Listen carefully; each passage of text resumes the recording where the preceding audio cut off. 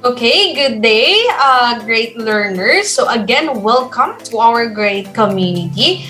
So I am your great teacher, Cherry, and welcome to our great community. So for you to be updated, again, do not forget to follow our online platforms like Facebook and YouTube account at The Great Teachers Academy. Okay, so for today's session, we're going to talk about I, you, and we, respecting similarities and differences. So in this module, of course, we are going to talk about the concept of respecting similarities and differences. So remember that our golden rule is do not do unto others what you do not want them to do unto you. So this golden rule is, lagi natin itong naririnig, no? So it is very a powerful thought, and of course it strengthens our relationship with others. So this principle is a reminder for you to treat others better, just like how we wanted to be treated. Okay, so let's reveal now our objectives for today. So at the end of this module, you are expected to, number one, recognize the different duties of your family members that strengthen harmonious relationship. And then number two, demonstrate ways of showing respect and strengthening relationship with others in spite of differences when it comes to culture, belief, and values. And lastly, value the importance of respecting similarities and differences with others. So, of course, later on, you will realize ano nga ba yung kahalagahan or importansya ng respeto, no, when it comes to our similarities and differences. Okay? So, I have here a quick activity. So, this one is a pre-assessment, no? I wanted to try this one.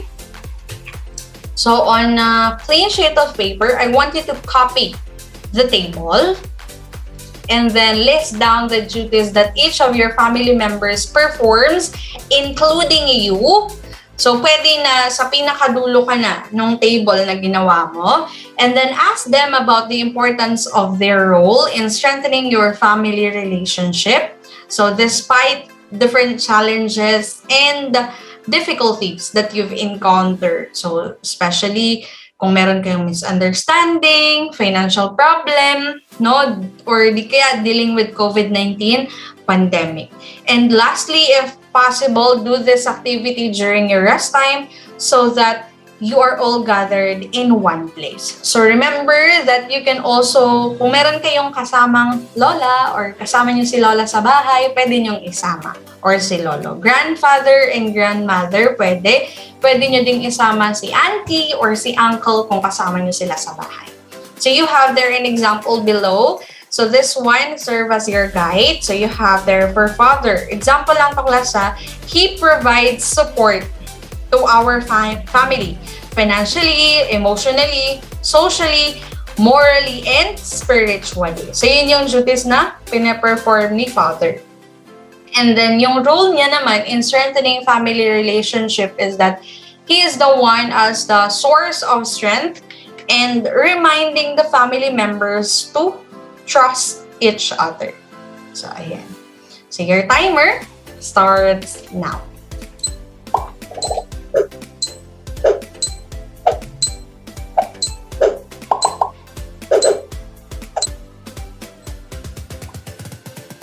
Alright, so time's up. So, of course, no, in every activity, there's this processing question. So, I wanted to answer this one. Number one, processing question. You have there, what did you discover about you and your family while doing the activity? So, of course, diba? Since nagtanong kayo ano yung role nila? Tinanong mo si mama mo, or si papa, or di kaya si auntie, yung ate mo, kuya, kung ano yung role nila sa family, no? What did you discover? And then, number two, how does having a similar or different duties unite your family? So, ano sa tingin mo or ano yung reason kaya kung bakit united pa din kayo despite all the differences that you have or similarities or duties that you have, no, when it comes to your family? And lastly, what is the importance of recognizing and respecting the roles of family members in strengthening your relationship? Ano nga ba yung kahalagahan ng pagbibigay ng, of course, importansya, no, when it comes to the role of each family members para mas mapatibay pa yung relationship natin sa bawat isa. Okay? Ano yung kahalagahan? Okay? So your timer starts now.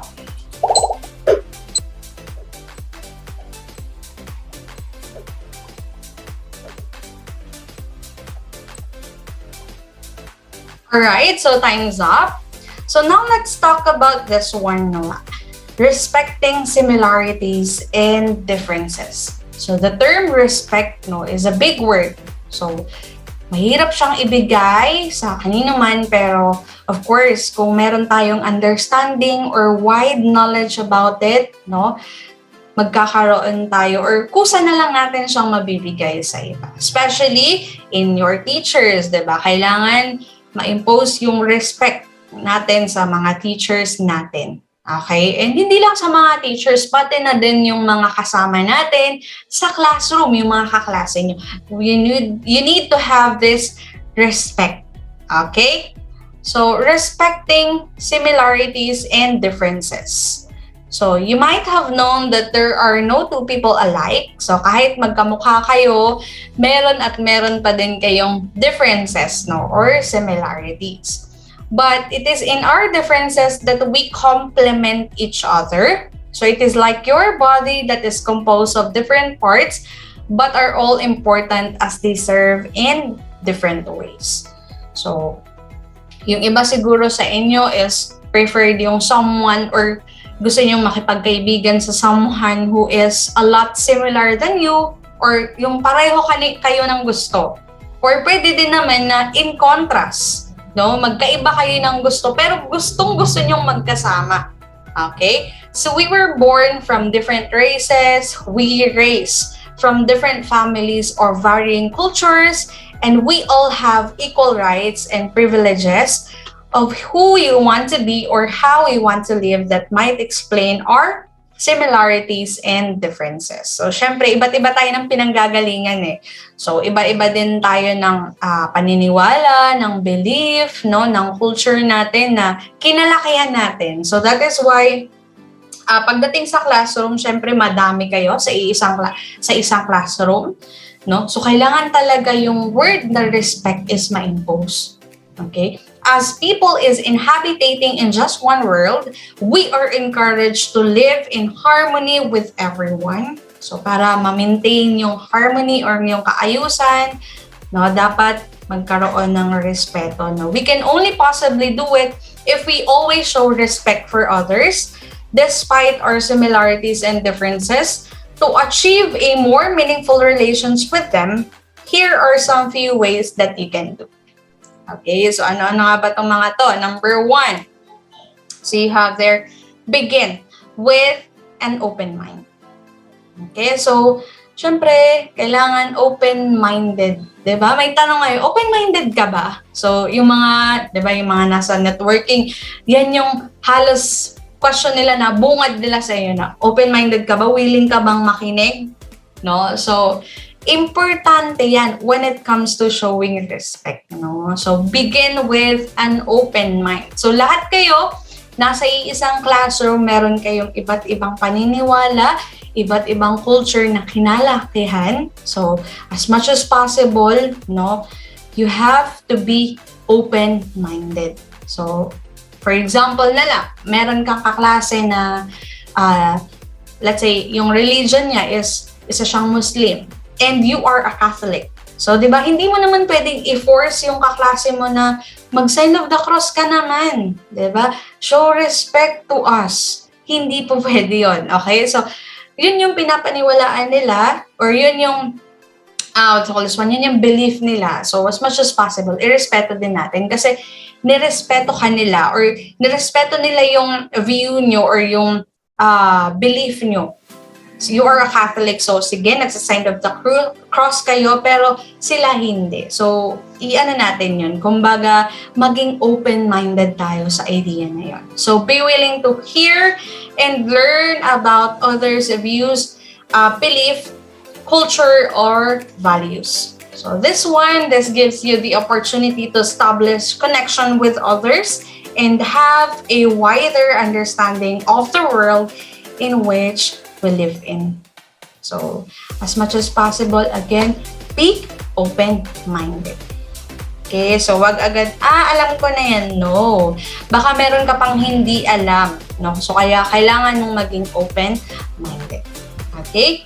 So, especially, talagang big deal talaga yan yung pagkakaroon ng iba-iba ng religion, no? Kasi meron ngang iba nagde-debate eh. Kasi, yun nga, hindi sila open-minded. So, as much as possible, maging open-minded po tayo. Okay? Number 2, accept others for who they are. So, pag once open-minded ka na, naintindihan mo na eh. Nandun ka na sa point na naintindihan mo na siya na, okay, yan pala yung pinapaniwalaan nila. Sige, naiintindihan ko. So, kasunod na niyan yung acceptance. No, yung pag-accept mo sa kanila na, okay, sige, so they are also belong in the community, so kailangan din nilang irespeto, no? So, acceptance is the ability to see that others have also the right to be their own unique person. So, this one naman, of course, this will help you develop empathy, skills that will help you to be to have a better understanding of those who are different from you. So again, hindi po tayo pare-pareho no when it comes to our belief, culture, or yung values na pinapaniwalaan natin. Pero if we show respect, if we accept them for who they are, then no, magiging maayos yung samahan niyo. Okay? And then next, number 3, value the differences. So bigyan nyo din ng kahalagaan nyo yung pagkakaiba nyo. Hindi pwedeng after mong marinig yung story niya, talagang iniwasan mo na siya, ayoko dyan kasi iba kami ng magkaiba kami ng pinapaniwalaan eh. So, iwas tayo dyan, baka mamaya ma-impluwensyahan tayo. No, you should value, no, the differences. So, appreciating our similarities and differences is a vital, no, in creating a community that is united amidst diversity. Okay, so remember that our differences are what makes us unique and special. Together, we can do so much when our abilities are combined. No? So you should value the differences. Hindi pwedeng nakinig ka lang, hindi pwedeng naging open-minded ka lang, pero yun nga. After that, iniwasan mo na siya. Okay? So you should value the differences. Bigyan mo din ng kahalagaan. Okay? Next, number 4, listen closely. Makinig ka din. Hindi pwedeng nakinig ka lang, no? And then after that, nakinig ka lang para magtanong. Hindi pwede yon. So, kailangan makinig ka din para maintindihan mo. Okay? So, focus on what others are saying and sharing. So, syempre, para maintindihan mo yung side niya, kailangan makinig ka din. Okay? So, pay attention to their emotions and try to understand where they're coming from. No? So, tandaan nyo that we learn when we listen to one another. Natututo din tayo. Diba? Sa school nga, diba? Pag once hindi tayo nakinig ng maayos, hindi tayo natututo. So, ganun din when it comes to understanding the story of others or kung ano nga ba yung pinapaniwalaan nila or kung saan ba sila galing or kung ano yung mga culture na kinalakihan nila. So, you should listen closely para maintindihan mo din na, kaya pala ganito siya kasi ito yung kinalakihan niya. Okay? So, you should listen closely para maintindihan mo. Okay? And lastly, number 5, seek understanding. So, after mong makinig, ayun na, naintindihan mo na. Okay, seek understanding. So instead of questioning the validity of the other person's opinions or belief, ask questions and be curious. So as much as possible, wag po natin i-question na, ay bakit? Bakit ganito? No? Kailangan maintindihan mo na, okay, kaya pala. Okay, dapat ganun yung kasunod nun. After mong makinig ng maayos, naintindihan mo na siya, okay? Diba? So, hindi pwedeng questionin mo na, bakit? Bakit ganun yung pinapaniwalaan nyo? No. So, you should respect, no? No, seek understanding is a simple way of respecting similarities and differences. Okay, so try to understand others and make them feel respected.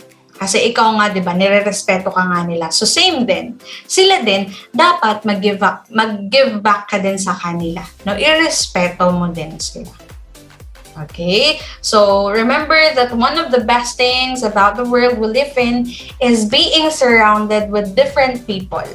No, instead of emphasizing our differences, embrace them. No, be respectful of them and use the experience to learn and grow as a person. Okay?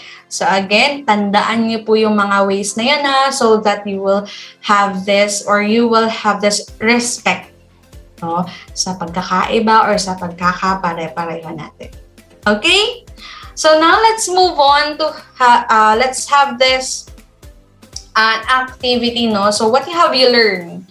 So, of course, I would like also to check no, kung may natutunan ba kayo in this section. So, this activity class, I want you to have this, no, to promote respect for others and strengthen family relationship. Create an advocacy poster that upholds the value of respect for others and helps strengthen your relationship with your family and other significant people around you. So create your own title or slogan, or pwede din naman na kumuha kayo ng idea from the book, or kung meron kayong Google or internet, dyan pwede kayong mag-search. Pero again, kukuha lang kayo ng idea, no? So use a clean sheet of paper and available drawing material. So pwede nyong lagyan ng design if you want. So I have here an example, no, na pwede nyong maging basis. So ayan. So diba? So nakalagay dyan, treat others the way you want to be treated. No? So lahat naman siguro tayo gusto natin na kung ano yung pinapakita natin sa kanila, dapat ibabalik din. No? So if you treat others kasi na hindi mo sila nire-respeto, so baka ganun din yung ma-earn mo. Okay? So again, treat others the way you want to be treated. So kung gusto mong ma-respeto, no, kung gusto mong ma-earn yung respect nila, so dapat ganun ka din sa kanila. So dapat you should give back, no, that particular, which is yung respect. Okay? So timer starts now.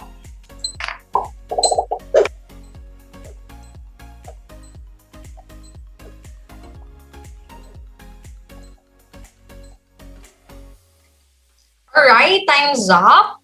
Okay, so again you should create your own title or slogan.